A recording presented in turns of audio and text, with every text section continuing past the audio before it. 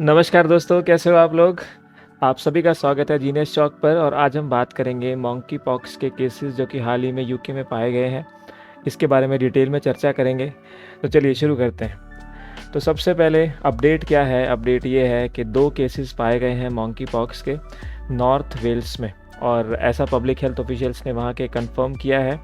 और अब सबसे पहले बात करते हैं कि ये वेल्स कहाँ पर है। तो देखिए, यूके जो है कंप्लीट ये 4 देशों का समूह है। यूके के अंदर कौन-कौन आता है? एक आता है स्कॉटलैंड, इसके बाद वेल्स आता है और यहाँ पर आपका इंग्लैंड आता है।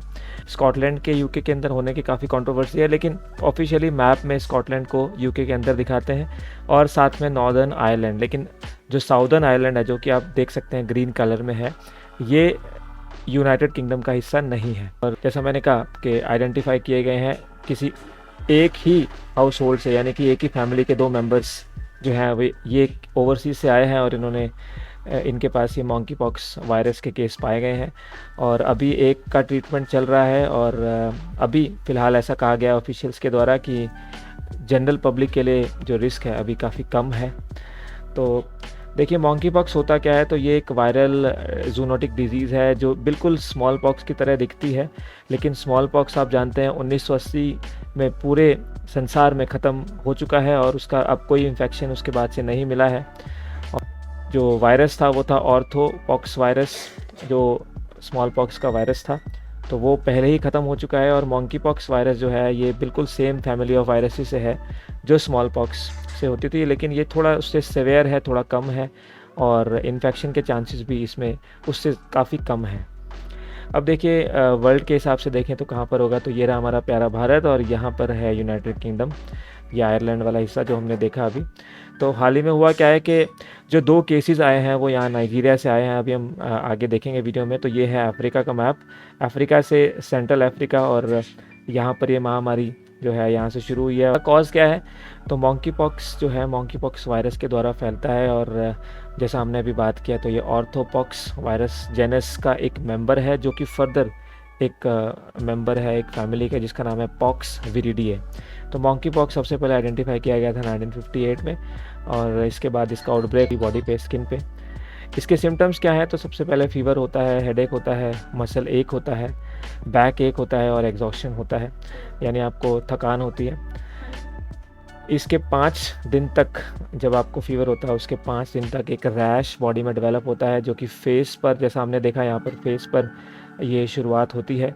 उसके बाद ये धीरे धीरे other parts of the body में फैल जाता है और हैंड्स और जो हमारे फीट के तलवे हैं, सोल्स है, वहाँ तक भी ये पहुँच जाता है और फाइनली ये स्कैब बन के उसके बाद निकल जाता है। तो इसको इलनेस जो है नॉर्मली 1 महीने तक रहती है, 2 से 4 हफ्ते बताए जा रहे हैं, उसके बाद धीरे धीरे अपने आप से कम हो जाती है। ये कैसे फैलता है? तो ये रोडेंट्स के द्वारा फैलता है, रोडेंट्स यानी रैट्स, और इसमें स्क्वायरल्स आ गई। तो रैट्स के द्वारा ये फैलता है और उसके बाद फिर ये इंसानों में चला जाता है। आप कांटेक्ट में आएंगे क्लोथिंग के द्वारा, बेडिंग ये, और डायरेक्ट कांटेक्ट अगर आप इन्फेक्टेड पर्सन से, इन सभी में करेंगे। मोर्टेलिटी रेट की बात करें तो 1/10 ऑफ द पर्सन जो है वो से डाई हैं अभी तक, और ज़्यादातर ये यंगर एज ग्रुप्स में पाया जाता है। हिस्ट्री की बात करें तो सबसे पहला, जैसा हमने देखा, 1970 में ह्यूमंस में पाया गया था और कहाँ पर? डेमोक्रेटिक रिपब्लिक ऑफ कॉन्गो, जिसका पुराना नाम ज़ायरे था। एक 9 साल के बच्चे में पाया गया था, जहाँ पर स्मॉल पॉक्स पहले ही 1968 में ख़त्म हो चुका था और उसके बाद से ही बहुत सारे केसेस रिपोर्ट किए जा रहे हैं वहाँ के रूरल एरियाज़ से और वहाँ के रेन फॉरेस्ट रीजन से, जो कि कॉन्गो में ही थे, और इसके बाद इसको एंडेमिक घोषित कर दिया गया था। तो ये है कॉन्गो। देखिए यहाँ पर नाइजीरिया से जो अभी का फ़िलहाल का केस जो अभी उठ कर आए हैं, 2 केसेस वो नाइजीरिया से आए हैं और ये है कॉन्गो, यहाँ पर ये 2 केसेस पाए गए हैं। तो इस तरह के जो हैं धब्बे आपको नज़र आएंगे। 1970 से जो है ये मंकी पॉक्स के केसेस 11 अफ्रीकन कंट्रीज़ में फैले और 2017 में जो सबसे बड़ा आउटब्रेक अभी तक माना गया, नाइजीरिया ने सबसे बड़ा केस इसमें 40 साल के बाद जो है कंफर्म किया था। और इसका आउटब्रेक के जो स्ट्रक्चर है वो इस तरह से है कि इसकी जो लैब है वो सबसे पहले डेनमार्क में डिस्कवर की गई है और ये वो देश है जहाँ पर ये फैला है। तो देखिए, मोस्टली सेंट्रल अफ्रीका और वेस्ट अफ्रीका में फैला है। इसके बाद यूके और यूएस में भी ये चला गया था। इसके बाद अभी अगर आप 2018 की बात करें, 2-3 साल पहले, तो इज़राइल में भी ये जा चुका है, यूनाइटेड किंगडम में जा चुका था 2018 में, अभी फिर आ गया है। और दिसंबर 2019 में भी। और साथ में अगर देखें तो सिंगापुर में चला गया था 2019 मई में। और कहाँ से आया? नाइजीरिया के ट्रैवलर्स से। और यहाँ पर हेल्थ वर्कर इन्फेक्ट हुए थे, उसके बाद बीमार हो गए थे। और टोटल अभी तक अगर बात करें तो 183 कन्फर्म्ड केसेस आ चुके हैं सितंबर 2017 से 2019 नवंबर तक, जिसमें कि 9 डेथ्स को रिकॉर्ड किया गया है। इसका ट्रीटमेंट कैसे होता है? तो centre for disease control and prevention ने कहा है कि इसका कोई स्पेसिफिक क्योर नहीं है, लेकिन येस, इसको आप कंट्रोल कर सकते हैं एक स्मॉल पॉक्स की वैक्सीन से जिसका नाम है ST246। और ये एक वैक्सीन या इम्यून ग्लोबुलिन VIG, इससे भी इसको कंट्रोल किया जा सकता है। और ये जो एक वैक्सीनेशन चलाया जा रहा था स्मॉल पॉक्स के खिलाफ, वो ही वैक्सीनेशन यहाँ पर 85% तक इफ़ेक्टिव साबित हुआ है। और इस समय की बात करें तो जो अभी पेशेंट आए थे वो यूनाइटेड किंगडम में आए थे 8 मई को, और उससे पहले नाइजीरिया में ही थे।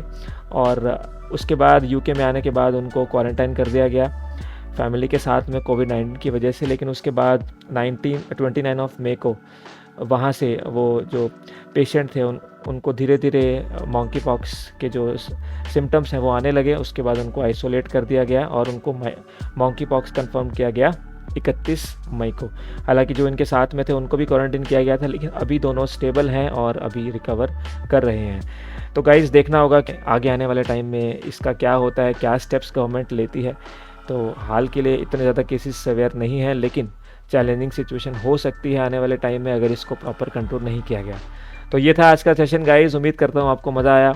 ऐसे और सेशंस के लिए हमारे चैनल को सब्सक्राइब कीजिए और जुड़े रहिए हमारे साथ। Thank you so much.